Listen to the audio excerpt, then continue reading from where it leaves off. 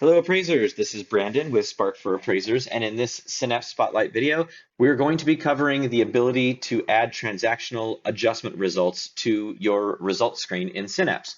So first, before I do that, I just want to do a brief refresher here on transactional features and how we handle them. So all of the math that's used to calculate all of these numbers is done after certain transactional features have been accounted for that Synapse is able to, and also based on your settings. So I'm going to click the gear icon and show you that. Go to Session Settings, Transactional Adjustment Settings. Now, these are not actually adjustments it's applying for any of these right here. All it's doing is allowing you to remove those properties so that certain properties do not adversely impact the results that are being calculated. So you can remove leasehold properties.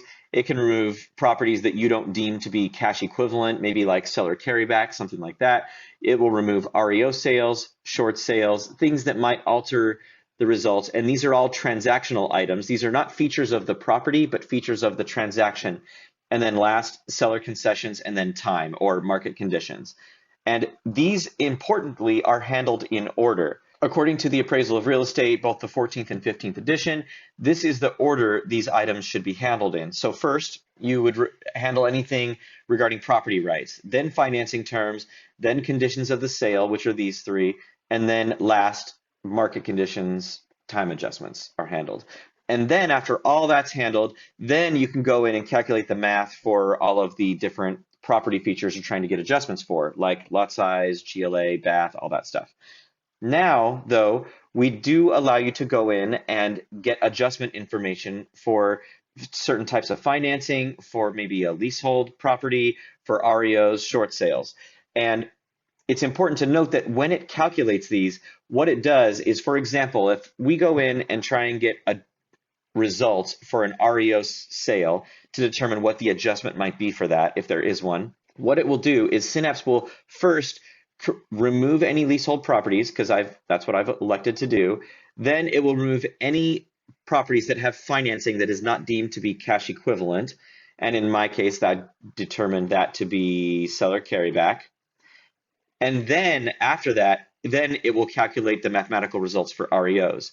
Now, if I was doing leasehold, if I'm trying to determine the adjustment for a leasehold property, if I can do that, then since there's nothing above leasehold in this list, then it won't do anything. It's just going to go in and calculate the math for that leasehold potential adjustment, but there's nothing else it's going to do. It's not going to remove any other properties or anything because it's the top of the list. So there's nothing else that needs to be done first.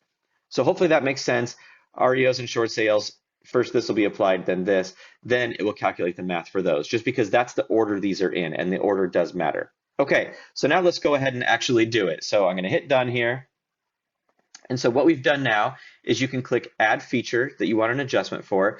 And by default, previously, it always automatically went to property features like lot size, GLA, all the things you see here, solar panels, guest house, all that stuff. That's where that would be.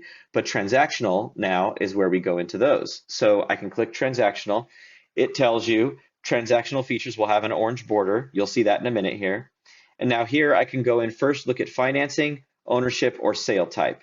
So for financing, I only have two properties out of all the data I uploaded that are seller carryback. So it's not gonna, that's really not worth getting. And I don't have any comps that are seller carryback, so I don't need that.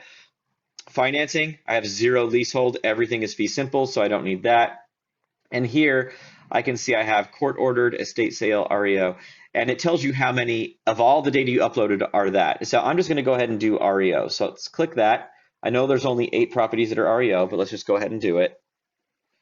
And by the way, you should keep that in mind. If you only have a few properties that are any of those things you're trying to get an adjustment for, it may mean the results are a bit less accurate. You can see for my data set 1, things are right around up here. For most of the data set 2, things are more down in this area, other than a couple exceptions. So that's it. And you can see it has an orange border, meaning this one is handled differently than all the others because of the transactional items.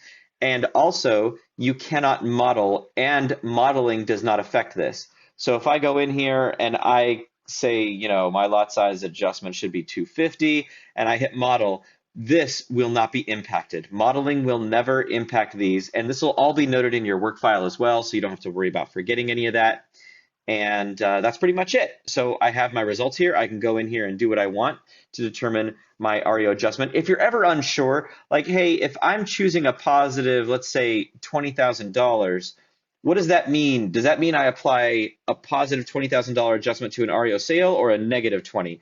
If you're ever unsure, you can just click this little blue magnifying glass. It will outline exactly what that means. So hopefully that clears it all up for you. So now you can go in, add transactional features that you want to get an adjustment for, and that's it for this video. Thanks everybody for watching.